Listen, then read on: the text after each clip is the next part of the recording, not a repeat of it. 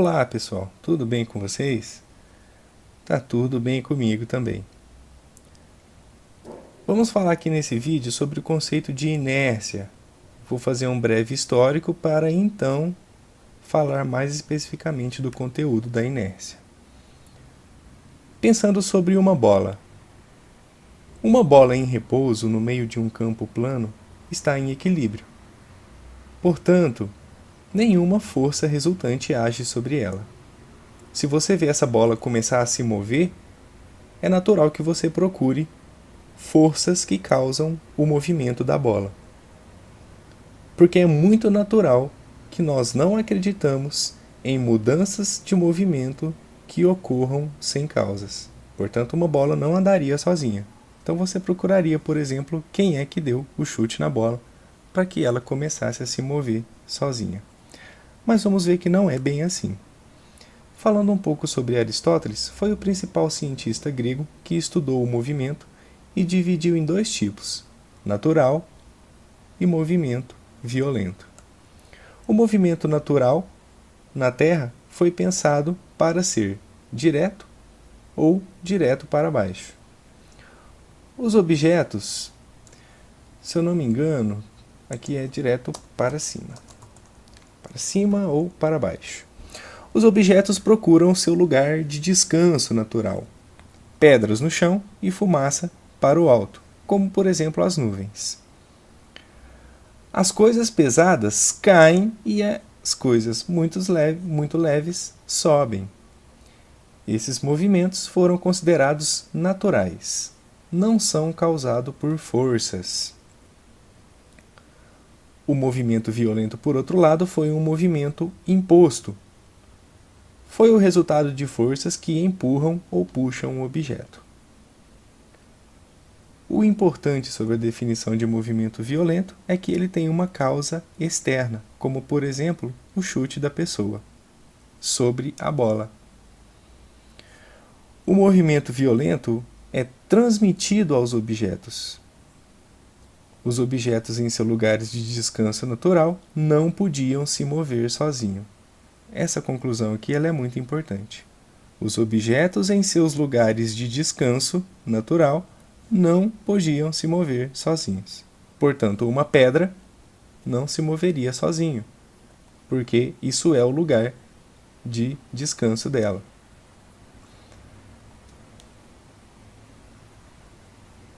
Continuando, falando ainda sobre Aristóteles e o movimento, era comum pensar por quase 2000 anos que uma força era responsável por um objeto que se movia contra sua natureza. O estado dos objetos era de repouso, a menos que eles estivessem sendo empurrados ou puxados ou se movendo em direção ao seu lugar de repouso. A maioria dos pensadores antes dos anos de 1500 considerava óbvio que a Terra deveria ter o seu lugar de descanso natural, portanto a Terra estaria parada. Uma força grande o suficiente para mover a Terra era impensável, portanto a Terra estava parada. Fechando o raciocínio até aqui, de acordo com Aristóteles, quais eram os tipos de movimento? São dois. Agora continuando, falando agora sobre Copérnico e o movimento da Terra. O Copérnico argumentou que a maneira mais simples de interpretar as observações astronômicas era assumir que a Terra e os outros planetas se movam ao redor do Sol. Nicolau Copérnico formulou sua teoria da Terra em movimento. Era uma ideia controversa. As pessoas preferiam acreditar que a Terra estava no centro do universo. Isso é um pensamento muito que a Igreja Católica defendia muito na época. Então era comum as pessoas pensarem nisso também. E o Copérnico trabalhou muito em segredo. A primeira cópia do trabalho dele, que foi um livro, De Revolutionibus, chegou até ele no dia da sua morte, em 24 de maio de 1543. Bem triste, né? Mas fica aí registrado um fato histórico sobre Copérnico. Aqui tem uma foto dele, ok? E ele propôs que a Terra se move ao redor do Sol. Portanto, o que Copérnico afirmou sobre o movimento da Terra? Consegue responder essa pergunta? Espero que sim. Vamos continuar o raciocínio, agora falando mais especificamente sobre Galileu. Galileu argumentou que apenas a fricção, ou se você preferir, o atrito, está presente, como geralmente é, e é uma força necessária para manter um objeto em movimento. Galileu, principal cientista da Itália renascentista, teve grande apoio de Copérnico. Se apoiou muito em Copérnico, nas ideias de Copérnico. Uma das grandes contribuições de Galileu para a física foi a demolição da noção de que uma força é necessária para manter um objeto em movimento. Portanto, não é necessária uma força para manter um objeto em movimento. Continuando. O atrito é o nome dado a uma força que atua entre dois materiais que se tocam. Esse atrito é causado pelas irregularidades das superfícies. Mesmo superfícies que você consegue enxergar como sendo muito lisas, possuem irregularidades microscópicas que prejudicam o movimento. Se o atrito estava ausente, um objeto em movimento não precisaria de força para permanecer em movimento. Ok? Então, sem atrito, um objeto não precisa de força para permanecer em movimento. Galileu testou sua ideia rolando bolas ao longo de superfícies planas e inclinadas com diferentes ângulos. Uma bola rolando por um plano inclinado sofre uma aceleração. Uma bola rolando... desculpa, aqui não é enrolando, é só rolando, só consertando. Vamos lá. Então, uma bola rolando em um plano inclinado pode acelerar. E numa direção oposta, pela gravidade, ela vai diminuir a sua velocidade. Uma bola que rola em um plano horizontal liso tem sua velocidade quase constante. Vamos abordar esses dois raciocínios aqui com desenhos, no próximo slide. Então vamos lá. Ao descer o plano, a bola se move a favor da gravidade. Então, descendo, a velocidade aumenta.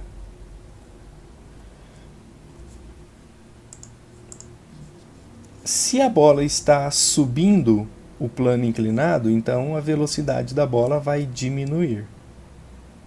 Então, ao descer, a bola se move a favor da gravidade. Ao subir, a bola se move contra a aceleração da gravidade. Portanto, em um plano, ela se move a favor ou contra a gravidade? Ou, perguntando de uma maneira diferente, se descendo a rampa a bola aumenta de velocidade, subindo a rampa a bola diminui de velocidade. E quando for um plano horizontal sem subida e sem descida, a velocidade muda? Galileu declarou que se o atrito estivesse totalmente ausente, uma bola se movendo na horizontal se moveria para sempre. Não é necessário empurrar ou puxar para manter a bola em movimento. Uma vez em movimento, a bola permaneceria sempre em movimento. A conclusão de Galileu foi apoiada por outra linha de raciocínio. Ele descreveu dois planos inclinados, voltados um para o outro. Uma bola lançada rola por um plano, e ela rolaria pela parte oposta até alcançar quase a mesma. A bola tendeu a atingir a mesma altura, mesmo quando o segundo plano era mais longo e inclinado em um ângulo de menor grau que o primeiro plano. Vamos explorar um desenho que mostra bem esse raciocínio. Então, a gente tem aqui uma bola que rola pela inclinação e rola pela inclinação oposta e atinge a mesma altura do outro lado. Então, uma bola que rola por uma distância maior até atingir a mesma altura. Então, soltando a bola aqui na mesma superfície, inclinada, ela rolou aqui, mas só que aqui do outro lado, a superfície ela é menos inclinada do que essa. E a bola rolou por uma distância maior até atingir a mesma altura aqui do outro lado. E aí, por fim, no raciocínio, e se não houver o atrito, a bola nunca vai parar. Portanto, diminuindo totalmente a inclinação, ou seja, fazendo a inclinação ser zero, a bola em movimento ficaria rolando para sempre. Qual seria a posição final dela?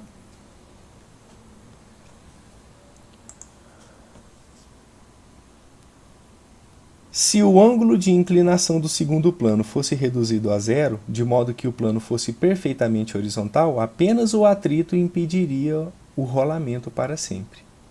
Não era a natureza da bola ficar em repouso como Aristóteles havia pensado.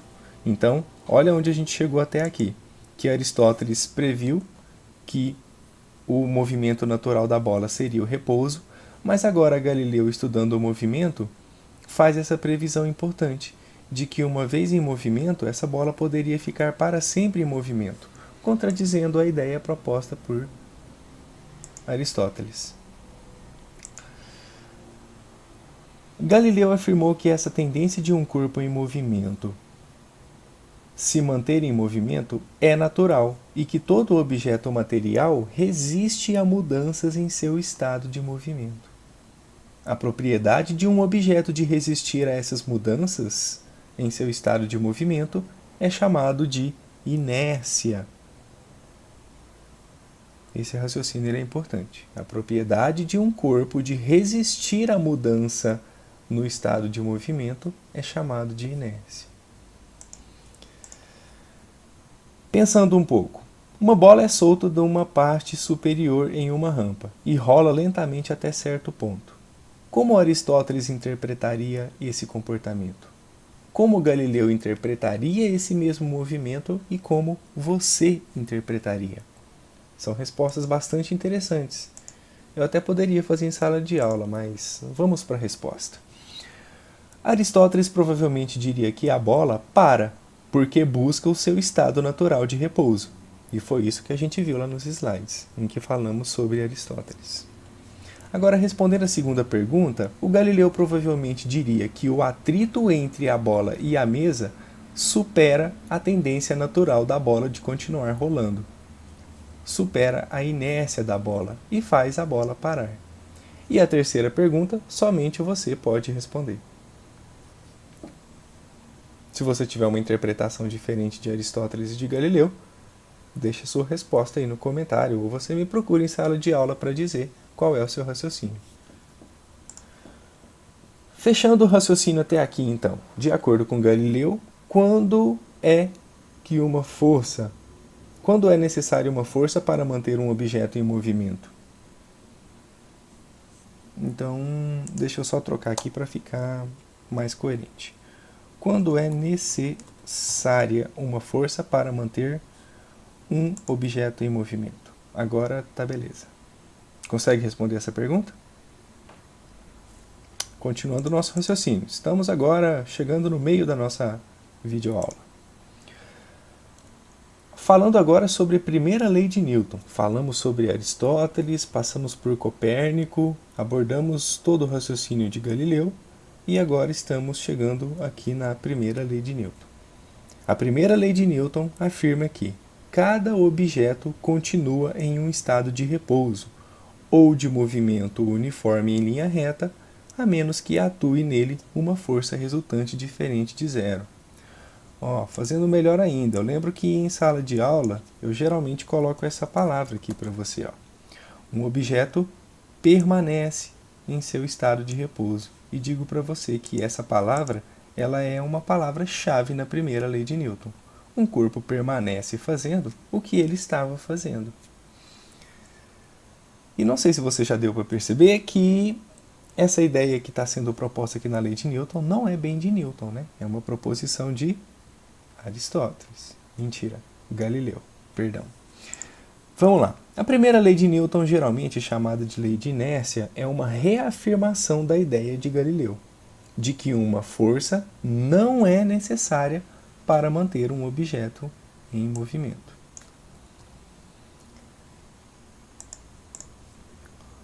Falando agora especificamente de objetos em repouso. Simplificando, as coisas tendem a ficar fazendo o que elas já estão fazendo. Os objetos em repouso permanecem em repouso, como é, por exemplo, o estojo em cima da mesa, o celular na sua mão, o computador em cima da mesa, enfim.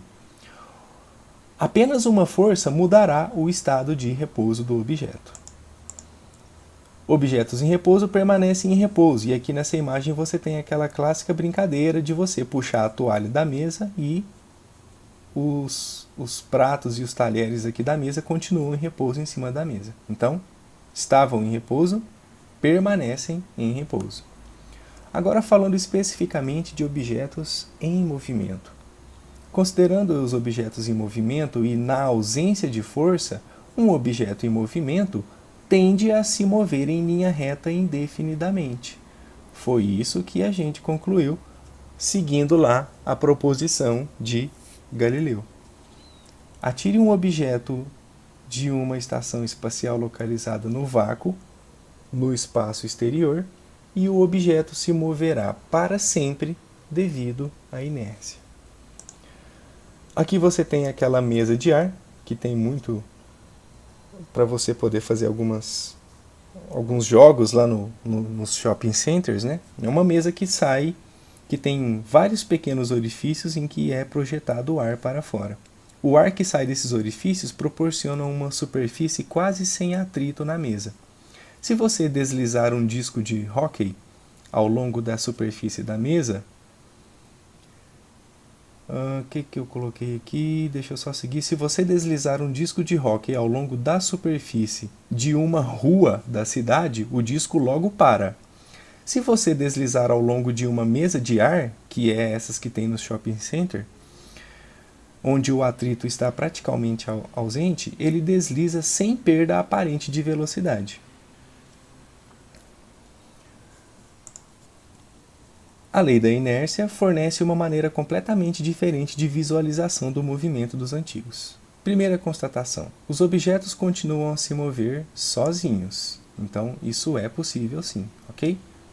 Um corpo em movimento permanece em movimento, na ausência de forças, ok?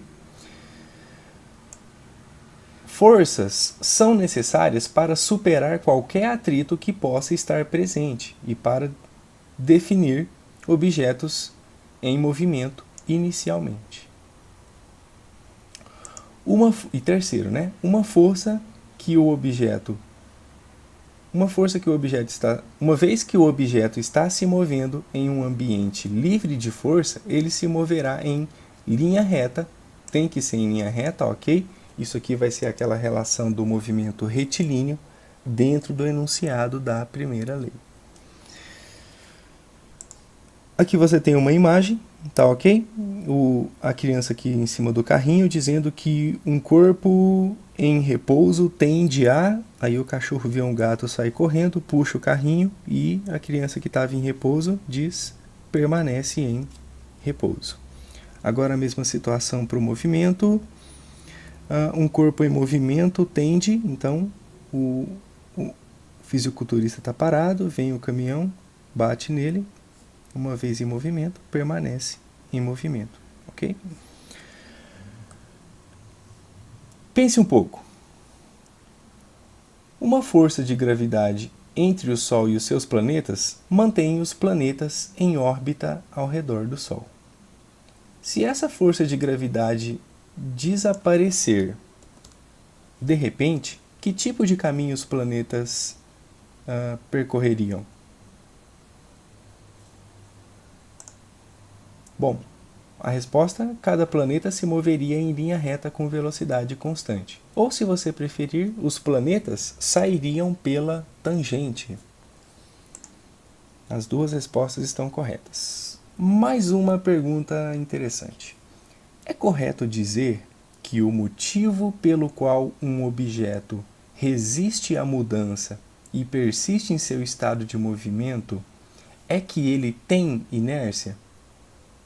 Ou seja, a inércia está no objeto? A forma de perguntar aqui ela é muito importante. A resposta é não. Não sabemos o motivo pelo qual os objetos persistem em seus movimentos, quando nada age sobre eles. Mas sabemos que eles se comportam assim, e chamamos essa propriedade de inércia. Fechando uma parte do raciocínio até aqui, qual que é a primeira lei de Newton do movimento? Espero que você já saiba responder. Continuando o nosso raciocínio. Agora falando um pouco sobre massa, e esse conceito aqui vai nos permitir fazer uma abordagem já para a segunda lei de Newton, que vai ser abordada em outro vídeo. Quanto mais massa um objeto tem, maior a inércia e mais força é necessária para mudar o seu estado de movimento. Eu sempre abordo essa ideia aqui perguntando para a turma o que é mais fácil de empurrar, uma bicicleta ou um caminhão? E aí, sempre, todos acertam a resposta, porque todos já têm uma noção de inércia vinculado ao conceito de massa bem correta. Então, explorando mais essa ideia de massa. A quantidade de inércia de um objeto depende da sua massa, que é aproximadamente a quantidade de matéria presente no objeto. A massa é uma medida de inércia de um objeto. Então eu quero fazer só uma ressalva aqui, porque o aproximadamente está destacado por conta do seguinte: é muito comum você encontrar dicionário dizendo assim, e muitos dos sites da internet reportam isso, né, de que massa é a quantidade de matéria que tem um objeto. Isso é errado. Massa não é a quantidade de matéria. Quantidade de matéria está mais relacionada com o conceito de mol, que você estuda lá na química, ok? O mol é uma quantidade de matéria, mas massa não. Então a gente vai relacionar mais o conceito de massa com a ideia de inércia, que é a resistência do objeto em alterar o seu estado de movimento. Continuando, você pode dizer a quantidade de matéria que existe em uma lata, quando você chuta essa lata. Se você chutar ela vazia, ela se move, mas se ela estiver cheia de areia, provavelmente ela não vai se mover tanto. Outra constatação importante: massa não é volume. Isso aqui é importante porque ainda me lembra daquelas brincadeiras, né? O que tem mais peso? 5 kg de algodão ou 5 kg de terra ou de ferro, enfim. Então o pessoal brinca muito com massa querendo se remeter a volume e vice-versa. Então aqui eu vou deixar claro isso, ok? Massa não é volume. Não confunda massa e volume. O volume é uma medida de espaço e é medido em unidades como centímetros cúbicos, metros cúbicos ou litros. A massa, sua unidade fundamental é quilograma. Então, primeira diferença entre massa e volume, nas suas unidades de medida.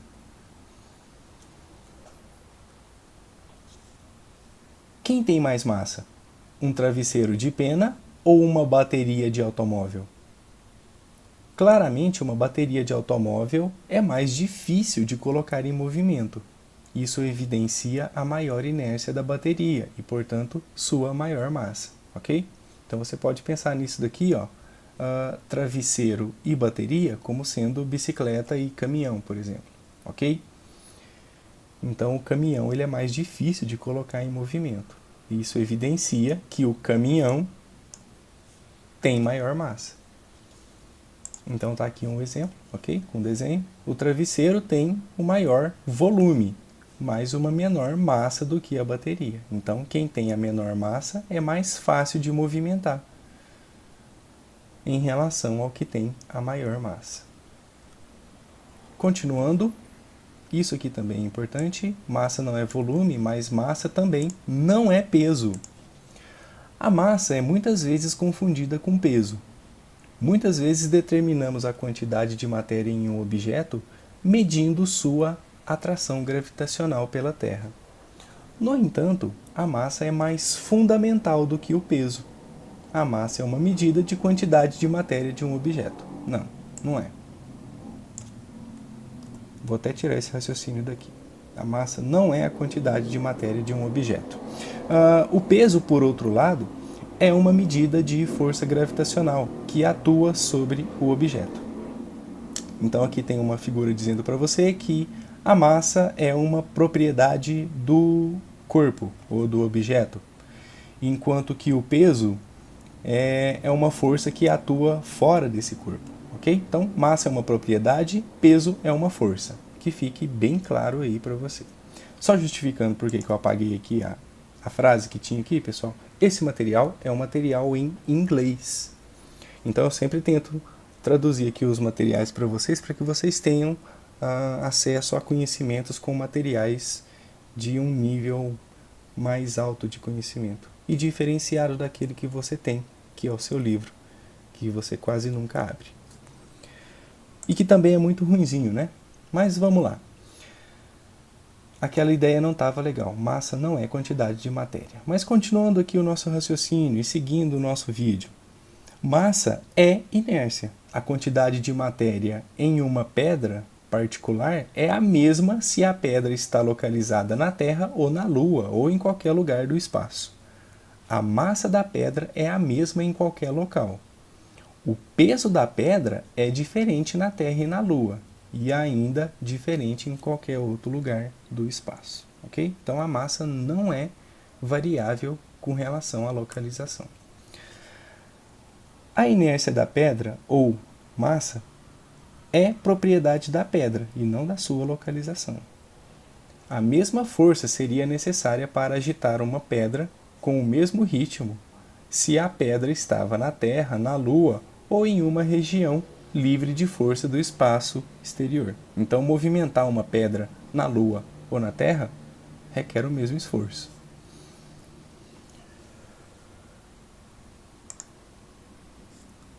Nós podemos definir massa e peso como sendo: massa não é a quantidade de matéria de um objeto. Até aqui eu lembrei de colocar que não é a quantidade de matéria de um objeto, porque isso vai de encontro com a ideia de mol, ok? Mais especificamente, a massa é uma medida da inércia. Eu adoro essa palavra, né? É uma medida também da preguiça ou da letargia que o objeto exibe em resposta a qualquer esforço feito para iniciar o movimento ou, se ele estiver em movimento, colocar ele em repouso, ok? O peso é a força da gravidade sobre o objeto. Massa e peso são proporcionais uns aos outros, em um determinado local. Na mesma localização, o dobro de massa pesa 2 vezes mais, ok? Então, um cacho de banana e um cacho de banana 2 vezes a massa terá o dobro do peso se eles estiverem aqui na Terra. Massa e peso são proporcionais um ao outro, mas não são iguais entre si. São proporcionais, ok? Continuando, agora o raciocínio. 1 kg pesa 10 newtons. É comum descrever a quantidade de matéria em um objeto pela atração gravitacional para a Terra, isto é, pelo seu peso. Nos Estados Unidos, a unidade de peso é a libra. Na maioria das partes do mundo, no entanto, a medida da matéria é comumente expressa em unidades de massa, como o quilograma. Na superfície da Terra, 1 quilograma tem um peso de 2,2 libras. Ou, para nós aqui, vai ser 10 newtons, ok? Porque não estamos nos Estados Unidos. Continuando nosso raciocínio, a unidade de força no sistema internacional é Newton, o símbolo é um N maiúsculo, ok? 1 Newton é igual a um pouco menos de 1/4 de libra. E se você conhece a massa de algo em quilogramas e quer saber o seu peso em newtons na superfície da Terra, multiplique o número de quilogramas por 10. Esse 10 aqui vai ser o fator da aceleração da gravidade. Então, 1 kg de qualquer coisa pesa 10 newtons, o que equivale a 2,2 libras. Então está aqui 1 kg de qualquer coisa em cima da balança e a balança indicando que isso pesa 10 newtons. Longe da superfície da Terra, onde a força da gravidade é menor, o saco de 1 kg pesa menos, mas ele continua com 1 kg. Agora, algumas questões para se pensar. Um cacho de banana de 2 kg tem 2 vezes mais inércia que o saco de um pão de 1 kg? Isso é uma resposta de sim ou não. Esse cacho de banana tem 2 vezes mais massa? Sim ou não? E agora esse cacho de banana tem 2 vezes mais volume do que o saco de pão de 1 kg? E uma outra pergunta, tem 2 vezes mais peso quando pesado no mesmo local? São várias perguntas em uma só. Sabe responder a todas já? Então, vamos responder. 2 kg de qualquer coisa tem o dobro de inércia e 2 vezes mais massa de 1 kg de qualquer outra coisa. No mesmo local onde a massa e peso são proporcionais, 2 kg de qualquer coisa pesam 2 vezes mais que 1 kg de qualquer coisa. Com exceção do volume, a resposta a todas as perguntas é sim. As bananas são muito mais densas do que o pão, então 2 kg de banana devem ocupar um volume menor do que 1 kg de pão. Finalizando um raciocínio até aqui, qual que é a relação entre massa e inércia? E agora partindo para a parte final do nosso vídeo. Falando agora de novo sobre o movimento da Terra. A lei da inércia afirma que os objetos em movimento permanecem em movimento se nenhuma força resultante agir sobre eles. Copérnico anunciou a ideia de uma Terra em movimento no século XVI. Um dos argumentos contra uma Terra em movimento foi o seguinte: considere um pássaro sentado em repouso no topo de uma árvore alta. O pássaro vê uma minhoca e ele cai verticalmente e pega essa minhoca. Foi argumentado que isso não seria possível se a Terra se movesse como sugeriu Copérnico. O fato de os pássaros pegarem as minhocas...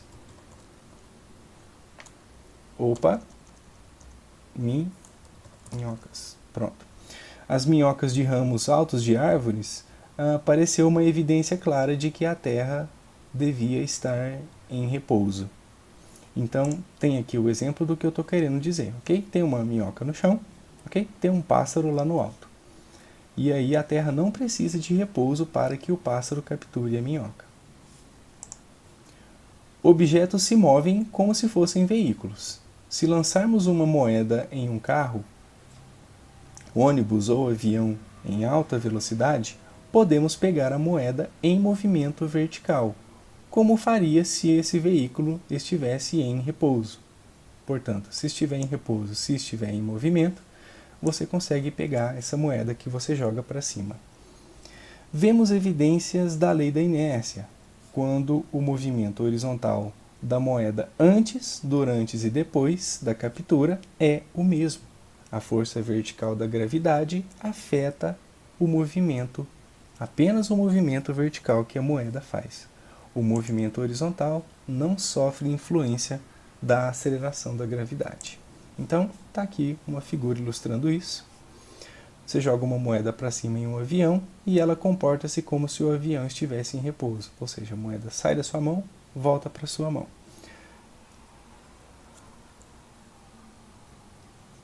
Por fim, como a lei da inércia se aplica a objetos em movimento? Você consegue responder essa pergunta? Bom, eu espero que sim. Foram aí 67 slides para poder justificar todo esse raciocínio de inércia, ok? Aqui estão os materiais que eu utilizo para elaborar esses slides de vocês.